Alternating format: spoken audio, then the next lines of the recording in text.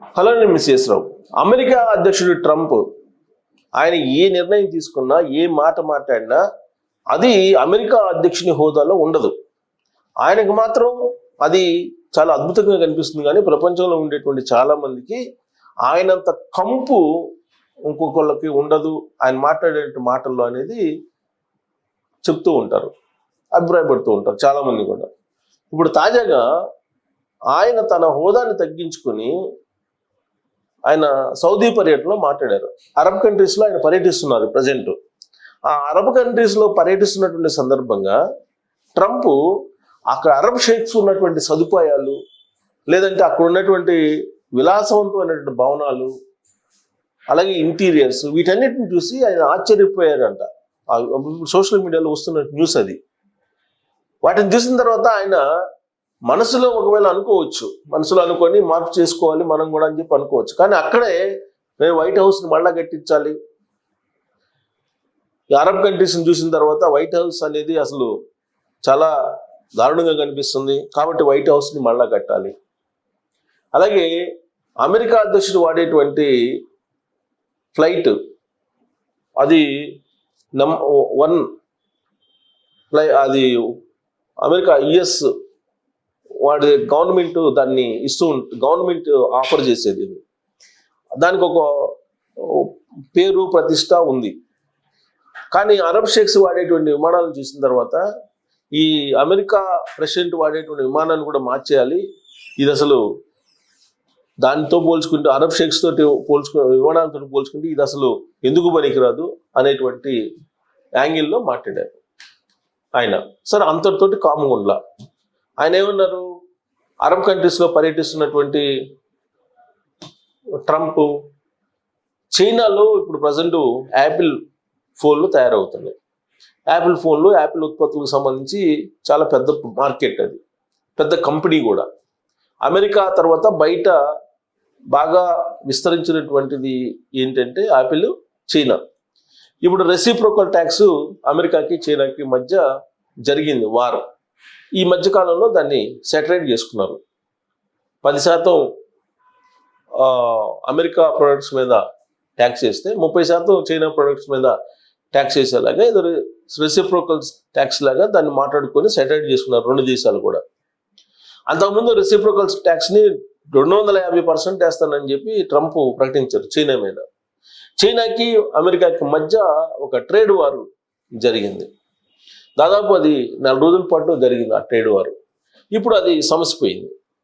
ఈ సమసిపోయిన తర్వాత ఇప్పుడు అరబ్ కంట్రీస్లో ఉన్నటువంటి ట్రంప్ ఏమంటారు, యాపిల్ కంపెనీ తన ఉత్పత్తులను చైనాలో తయారు చేస్తూ ఉంది, రాబోయేటువంటి రోజుల్లో భారతదేశానికి వెళ్ళబోతుంది. మీరు భారతదేశానికి వెళ్ళొద్దు, భారతదేశంలో పెట్టుబడులు పెట్టద్దు, అక్కడ చాలా పెట్టుబడులు పెట్టేవాళ్ళు చాలా మంది ఉన్నారు, అక్కడ సంపద చాలా ఎక్కువ ఉంది, భారతదేశంలో చాలా మంది దగ్గర చాలా డబ్బు ఉంది, కాబట్టి మీరు అక్కడ పెట్టుబడులు పెట్టాల్సిన అవసరం లేదని చెప్పి ఆ యాపిల్ ఓనర్ కుక్ అనే అతనికి చెప్పారు, CEO. మీరు ఒకవేళ పెట్టుబడులు పెట్టాలనుకుంటే, విస్తరింపజేయాలనుకుంటే యాపిల్ని అమెరికాలో పెట్టండి, కానీ భారతదేశంలో పెట్టాల్సిన అవసరం లేదు, ఇండియాలో పెట్టాల్సిన అవసరం లేదు, మీరు ఇండియాలో చాలా డబ్బు పోగుబడి ఉందని చెప్పి ఆయన చేసినటువంటి కామెంట్. ఎక్కడ, అరబ్ కంట్రీస్ వేదికగా. అరబ్ కంట్రీస్లో పర్యటిస్తున్నటువంటి ట్రంప్ ఈ వ్యాఖ్యలు చేశారు. అంటే ఇప్పటి వరకు యాపిల్ వస్తుంది, యాపిల్ కంపెనీ పెడతారు ఇండియాలో, ఆ ఇండియాలో కూడా ఎక్కడ పెడతారని అంటే ఆంధ్రప్రదేశ్లో పెడతారు, అమరావతిలో పెడతారు, లేదా హైదరాబాద్లో పెడతారు, తెలంగాణలో, ఇలా చర్చలు జరిగినాయి. అసలు యాపిల్ కంపెనీ ఇండియాకి వస్తుంది అనగానే యాపిల్ ఉత్పత్తులు ఇండియాలో తయారు చేయబోతున్నారు, యాపిల్ కంపెనీని ఇండియాకి విస్తరింపజేస్తున్నారు అని చెప్పి న్యూస్ రాగానే అనేక రాష్ట్రాలు పోటీ పడ్డాయి ఆ కంపెనీ కోసం. కాకపోతే ఇప్పుడు ట్రంప్ చేసినటువంటి వ్యాఖ్యలు భారతదేశానికి ఆగ్రహం సహజంగా కలిగిస్తాయి. ఎందుకనంటే రెసిప్రోకల్ ట్యాక్స్, ట్రేడ్ వార్ జరిగినప్పుడు అమెరికాకి చైనాకి, ఇక చైనాలో ఉత్పత్తి తగ్గిపోతుంది, చైనా మీద ఎక్కువ రెసిప్రోకల్ ట్యాక్సెస్ వేశారు కాబట్టి ఇక చైనాలో తయారీ రంగం అనేది పెద్దగా ఉండకపోవచ్చు. అదంతా కూడా ఇండియాకి షిఫ్ట్ అవుతుంది అని చెప్పి ఎక్స్పెక్ట్ చేశారు చాలామంది. కానీ ఇప్పుడు ట్రంప్ ఏమంటున్నారు, అసలు ఇండియాకి వెళ్ళొద్దు, ఇండియాలో పెట్టుబడులు పెట్టద్దు, ఇండియాలో చాలా డబ్బు ఉంది, ఇండియాకి ఏమీ అవసరం లేదు, ఇండియాలో సంపద బోలెడంత ఉందని చెప్పి ట్రంప్ చెప్తున్నారు. ట్రంప్ ఇప్పుడు కొత్తగా అరబ్ కంట్రీస్లో చెప్పలేదు ఈ మాట.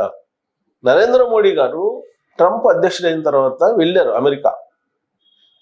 తొలి భేటీకి ముందు రోజు భారతదేశ సంపద చాలా ఉంది, ఆ దేశానికి మనమే సహాయం చేయవసరం లేదు, సంపద చాలా పోగుబడి ఉంది అని చెప్పి ఆయన అభిప్రాయపడ్డారు.